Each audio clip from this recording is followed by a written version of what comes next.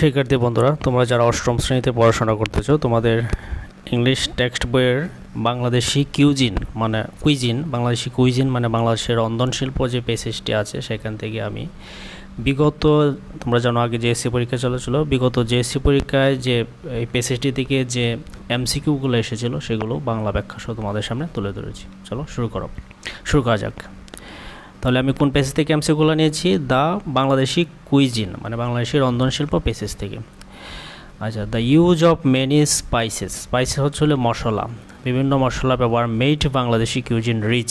এমনি রিচ হতো আমরা কি জানি ধনী, কিন্তু এখানে রান্নার ক্ষেত্রে এটা কী বলা হইতেছে? প্রসিদ্ধ অর্থে, যে বাংলাদেশি রন্ধনশিল্পকে প্রসিদ্ধ করেছে। কি প্রসিদ্ধ করেছে?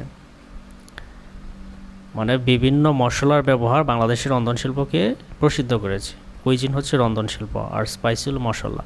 এখন দেখো, এখানে কিন্তু প্রশ্ন করতে তোমার কাছে জানতে চেয়েছে কোন ভার্বটা হবে, হ্যাভ, হ্যাজ, ইজ, আর। আচ্ছা, ওইখানে দেখো হ্যাজ মেড, প্রসিদ্ধ করেছে, তার মানে এটা প্রেজেন্ট পারফেক্ট। ঠিক আছে, প্রেজেন্ট পারফেক্ট। আর ওইটা আমরা নেব, ওই হ্যাভ বা হ্যাজ দুইটা থেকে একটা নেব। তো এখন আমরা জানি সাবজেক্ট সিঙ্গুলার হলে হ্যাজ হয়, প্লুরাল হলে কি হয়? হ্যাভ হয়। এখন কী নিব? এখানে একটা বিষয় লক্ষ্য করো, এখানে দুইটা জিনিস তোমাকে লক্ষ্য করতে হবে। অনেকে হয়তো ভাবছে the use of many spices মানে যে মশলা, বিভিন্ন মশলা, তাহলে তো প্লুরালই হওয়ার কথা, তাহলে হ্যাভ দিয়ে দিবে না। এখানে একটা সেন্টেন্সে এখানে কিওয়ার্ড দেখতে হবে। কিওয়ার্ড হচ্ছে মূল শব্দটা কি। এখানে কিন্তু বিভিন্ন মশলা, এটাকে হাইলাইটস করতেছে না, তোমাকে হাইলাইটস করানো হচ্ছে দ্য ইউজ, ব্যবহার। তাহলে এখানে তোমাকে কিওয়ার্ড অনুযায়ী ভার্বটা বসাতে হবে। দ্য ইউজ, এটা তো সিঙ্গুলার, তাহলে এখানে সাবজেক্ট ভার্ব হবে has. The use of many spices has made Bangladeshi cuisine rich. আশা করি বুঝতে পেরেছো যে কেন ভার্বটা সিঙ্গুলার হয়েছে, হ্যাজ হয়েছে, কারণ এখানে কিওয়ার্ড হচ্ছে দ্য ইউজ, অর্থাৎ ব্যবহার। এখানে বিভিন্ন অনেক মশলা, মেনি স্পাইসেস অনেক মশলা, ওইটাকে হাইলাইটস করা হয়নি, হাইলাইটস করা হয়েছে দ্য ইউজকে, ওইটাকে গুরুত্ব দেওয়া হয়েছে। আচ্ছা, আশা করি বুঝতে পেরেছো। দেখুন, দ্য ওয়ার্ড, এলটা কাটা যাবে, the word relatives in line 15 of the text means. ওই পেসেজটা 15 নম্বর লাইনে একটা ওয়ার্ড আছে রিলেটিভস, বলতেছে রিলেটিভ অর্থ আমরা কি জানি? আত্মীয় স্বজন। তো ওইটার অর্থ কী? দেখুন, একটা সুন্দর একটা ওয়ার্ড দিছে, phrase, kith and kin. Kith and kin অর্থ হচ্ছে আত্মীয় স্বজন। রিলেটিভ অর্থ কিন্তু আমরা জানি আত্মীয় স্বজন, তেমনি কিথ অ্যান্ড কিন অর্থ হচ্ছে আত্মীয় স্বজন। আর রিলেটেড হতে সম্পর্কিত, নন, জানা, পরিচিত। তাহলে কী হবে? কিথ অ্যান্ড কিন, আত্মীয় স্বজন। হোয়াট, ওটা রাজশাহী বোর্ড 17 সালে এসেছিলো, এটাও রাজশাহী বোর্ড 17 জেএসসি পরীক্ষায়। What type of nutrition do we get from fish, মানে মাছ থেকে আমরা নিউট্রিশন হলো পুষ্টি, কোন পুষ্টি উপাদানটি পাই? কার্বোহাইড্রেট, প্রোটিন, ফ্যাট, চর্বি। প্রোটিন, হ্যাঁ, মাছ থেকে আমরা চর্বিও পাই, কিন্তু সবচেয়ে বেশি পাই কিন্তু প্রোটিনে। তাহলে প্রোটিনই সঠিক, এখানে সঠিক হবে প্রোটিন। এখানে কিথ অ্যান্ড কিন, এখানে হবে হ্যাজ। আচ্ছা, চলো আমরা আরও কিছু প্র্যাকটিস করি।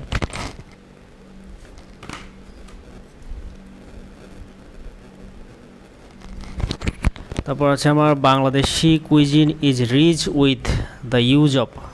বাংলাদেশি রন্ধনশিল্প প্রসিদ্ধ কী ব্যবহার করে? চিলিস, কাঁচামরিচ, জানো, অনিয়ন, পেঁয়াজ, ভেরিয়াস স্পাইস, বিভিন্ন ধরনের মশলা। মেন্ট হচ্ছে পুদিনা দিয়ে একটা পুদিনা পাতা, এরকম কিছু একটা মিক্সড কিছু একটা, আমি সঠিক জানি এরকম হবে। আচ্ছা, দ্য ওয়ার্ড অ্যাপিটাইজিং রেফার্স, অ্যাপিটাইজিং হচ্ছে সুস্বাদু, তার সুস্বাদু, মজাদার, এটার সাথে কি হবে? কস্টলি, ব্যয়বহুল। প্যালাটেবল, টেস্টলেস হতে হলে স্বাদবিহীন, স্বাদ কিন্তু টেস্টলেস হচ্ছে স্বাদবিহীন, তাহলে প্যালাটেবল হচ্ছে সুস্বাদু, তাহলে এটা হবে তোমার প্যালাটেবল। উত্তর এটা চলে এসেছে। In the passage the word close, এই পেসেজে ক্লোজ ওয়ার্ডটি কী অর্থ প্রদান করে? এটা 1995 সালে এসে। ব্রেক, ভাঙন, জয়েন, যোগদান, ইন্টিমেট, অ্যাটাচ, না, এটা হবে তোমার ইন্টিমেট, এটা সঠিক উত্তর হবে ইন্টিমেট। ক্লোজ, এটা হবে ইন্টিমেট। আচ্ছা, fish contain a lot of, মাছ প্রচুর পরিমাণে কী ধারণ করে? তোমার কার্বোহাইড্রেট, ভিটামিনস, মিনারেল, প্রোটিন। প্রচুর পরিমাণে মাছে কিন্তু প্রোটিনই পাওয়া যায়, কী হবে? প্রোটিন। আচ্ছা, ইজ আওয়ার ট্রেডিশনাল ফুড, কোনটা আমাদের ট্রেডিশনাল ফুড? ট্রেডিশনাল ফুড মানে কি? ঐতিহ্যগত খাবার। রিচ, তোমার ফিশ, রাইস, ভাত, মাছ, পিঠা, অল দিস সবগুলাই না। আমাদের ঐতিহ্য ভাত মাছ আমরা কিন্তু আমরা রেগুলার খাবার ধরি, এটা আমাদের ঐতিহ্য না। ঐতিহ্যগত খাবার হচ্ছে পিঠা, যে কোনো উৎসব অনুষ্ঠানে আমাদের ঐতিহ্যগত, যেমন পয়লা বৈশাখ আমরা কী খাই, ইলিশ মাছ খাই, পান্তা ভাত খাই, এটা আমাদের ঐতিহ্যগত। বিভিন্ন উৎসবে আমাদের শীতকালে পিঠা বানানো হয়, এটা আমাদের একটা ঐতিহ্যগত উৎসব, এইগুলো আমরা উৎসবে খাই এইগুলা। তাহলে পিঠা হচ্ছে আমাদের একটা ট্রেডিশনাল খাবার।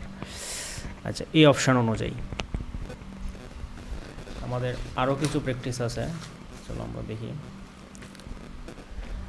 তারপর হচ্ছে আমার যে during winter,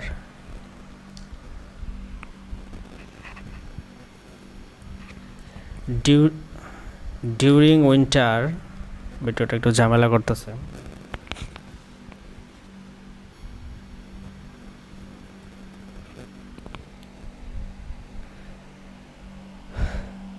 during winter pitha utsav is, মানে শীতকালে পিঠা উৎসব কী করা হয়, অ্যারেঞ্জ আয়োজন করা হয়, অর্গানাইজ করা হয়, হোল্ড। দেখো অর্গানাইজ অর্থও কিন্তু আয়োজন করে, অ্যারেঞ্জ অর্থও আয়োজন করে, কিন্তু একটা পার্থক্য দেখছো। কেন অর্গানাইজটা তোমার আনসার হবে, আর আনসার হবে অর্গানাইজ, কারণ ওইখানে ভার্ব কী আছে, ইজ আছে।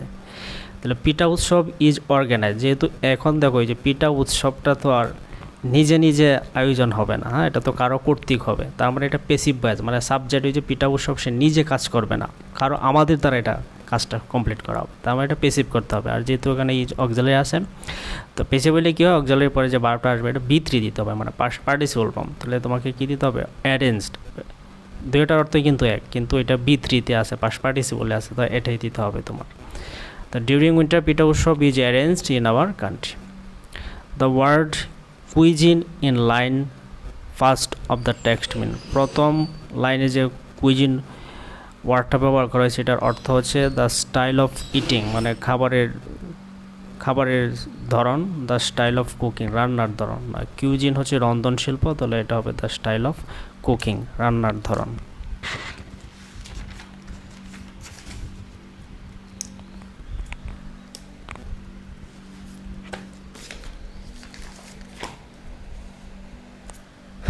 এই ছিল বাংলাদেশি কুইজিন পেসেজ থেকে তোমার 10টি এমসিকিউ বাংলা অনুবাদ সহ। যদি তোমাদের ভিডিওটি উপকার হয়ে থাকে তো চ্যানেলটি সাবস্ক্রাইব করবা, আর কোনো কিছু জানার থাকলে বলার থাকলে কমেন্ট করে জানাবা।